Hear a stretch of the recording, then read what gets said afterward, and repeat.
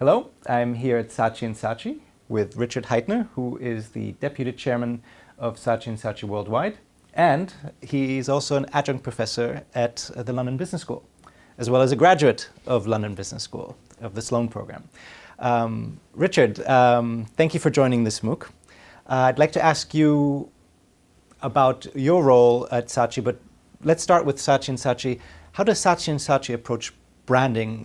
What's your differentiation compared to some of the other agencies? We've a pretty clear point of view about branding. As technology's moved on, as people have got more power, both employees and consumers, we believe that people act on emotion. They reason with conclusions, they act on emotion. So our point of view about brands is that to really succeed in the age of now, as we call it, you have to move people with the heart. We have a point of view about brands called Lovemarks, which are those brands, those services, those products in B2C or B2B that command loyalty beyond reason, that people have an irrational loyalty towards. You have a relationship steeped in some kind of emotional connection. So brands at some level are a trademark. How does one develop an emotional relationship towards this thing called brand? How does that happen? It happens if you think of the brands that you love and that other people love, the Apples, the Googles, the Disneys, in the B2B world. There are plenty of other examples. They're built on foundations of respect. So no respect, no love. So it's terribly important that these products and services deliver. They do what they say they're going to do. They outperform. So it's not without function or trust. But on top of that, they build an emotional connection through things like intimacy, a sense that these brands belong to you in some way, through playing to all the senses, all five senses, through developing some mystery, a sense of iconography, history, stories, things that in a human-to-human relationship drive a much deeper emotional relationship. Now, you mentioned performance dimensions. Can you actually earn the love of your customers, at least over time, if you don't deliver on the performance? No, I think that's the critical thing. And the thing I learned actually at London Business School and taking some of your classes, Nader, is that if you simply go out and promise some kind of lovely relationship, but you continually let people down, you only get so much forgiveness before they walk away. So unless you can actually deliver on the kind of relationship that you are laying out as an expectation, you're going to be in real trouble. Now, you mentioned B2B examples. What would be an example in the business-to-business space where maybe you've taken a company that has had good performance, but you've added that emotional dimension to the mix, and if there's an example you could speak to, that'd be great. Yeah, there's a pretty recent example where we work with PwC, one of the big four, specifically in their assurance division. And you might imagine that most auditors, when asked that dinner party conversation, what do you do for a living, there's a little bit of shoe shuffling.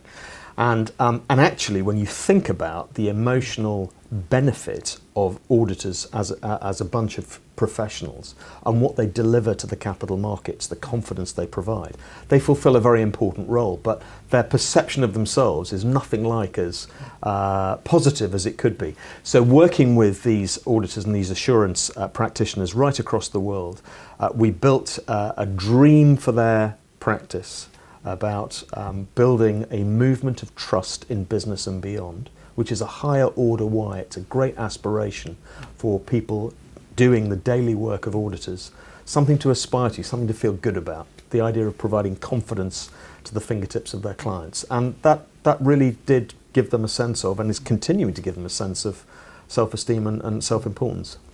Now, you didn't launch an advertising campaign to say this to the world.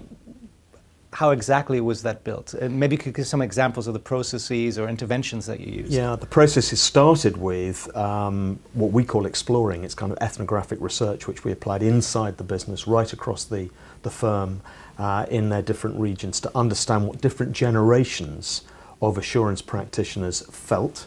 It's all about feeling. It's critical that you deal in the currency of feelings if you want to develop an emotional brand.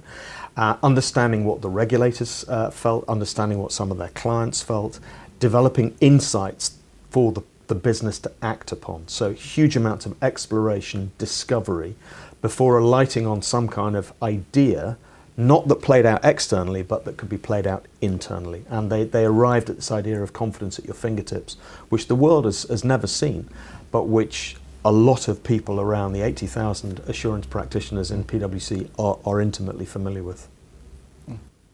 When you returned from London Business School, as a matter of fact, the last 8 years, you engaged in a similar journey for Saatchi and Saatchi. Could you describe your role and what it took, in some sense, to transform the group itself to deliver on your promise to your customers? Yeah, we're a purpose-driven company. Our executive chairman and chief executive for 17 years, the guy who asked me to initially run Europe, Middle East and Africa, and then 3 years later say, I need you to drive our purpose more assertively and inspirationally right across Saatchi and Saatchi. He's a great believer in purpose. We have a dream about world-changing creativity. We have a point of view about brands.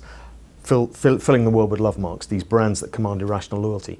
Now, he'd written a book about this, a seminal piece of work, and he thought that by giving everybody a copy of the book, 5,000 Saatchi practitioners would then go forth and fill the world with Lovemarks. After 3 years of operating as a CEO in Saatchi, I felt that our people needed more than that. And so when he decided to take me out of that and put me into a staff role to really drive this thing, I thought the joy was actually creating practices, processes, IP that would inspire our people to adopt the kind of inspirational idea that he'd written about.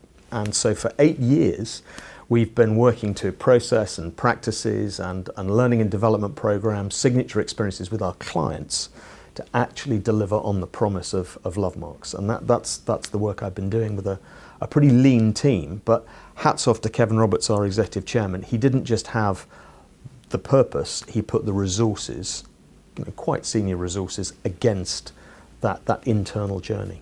And in many ways, it's a never-ending journey, I imagine. And you've been traveling the world for 8 years. Have you gone back to the same group? Yeah, I feel a bit of a fraud because it's the kind of job you think ought to, at some point, be done. But of course, maybe it's a benefit, maybe it's not. But the industry I work in is quite a fickle industry. It's a young industry. The talent is constantly seeking new opportunities. Millennials are millennials. Thankfully, they are impatient for new opportunities. So there is a little bit of turnover, quite healthy turnover in our industry. That means I go back to Beijing or Shanghai, and I see different people 4 years later than I saw previous. But exciting is that the light bulb moment for me on this internal thing was involving our clients in this. So the signature experience, the learning and development experience we call the Lovemarks Academy, we only really began to get sustainable change within Saatchi when we brought our clients in to say, this is how we work. We want you working on the same platform. We want you to know intimately the process we go through. And in bringing them in, we then cemented far stronger relationships between them and our local agencies. And doing this across the world, your agencies in the different markets are obviously in a different position, competitively speaking. There are cultural challenges. Can you reflect on some of those challenges and how you address them? Particularly in relation to Lovemarks, big variations in local embrace of the concept. So Latin America, China, India, everybody fell in love with it immediately. It plays to the heart. No embarrassment about the love word, the use of love in business. They adored it. You go to their offices, there are hearts all over the place. It's beautiful. You go to a North America, or maybe closer to home to London Business School, there is a far greater kind of desire to interpret Lovemarks in a way that's acceptable to the talent that works here. So if you walk the corridors of 80 Charlotte Street, the iconic headquarters of Saatchi and Saatchi, you probably hear more the phrase loyalty beyond reason and the commercial underpinning to Lovemarks than the Lovemarks word, because the Brits, as you know, are kind of squeamish about that word. But the fundamental idea has travelled everywhere. And maybe we'll finish off on reflecting upon your journey at London Business School. You had a moment of reflection, if I recall, afterwards, based on what you learned. What was that moment of reflection, and coming back to the agency, what did you bring back that changed you and your role within the group? I think, as you know, because you co-created it, the dream for London Business School to have a profound impact on the way the world does business. I felt that in the classrooms, I felt that in my interactions with the students. I felt a real global immersion that I'd never had before to that kind of level of intensity. And so the thing I brought back to Saatchi was, first of all, a greater confidence to operate in the C-suite. No question about that. Most of my work now is done with leadership teams, B2B, B2C, and the confidence to ask the questions, the naive questions, I learnt at London Business School.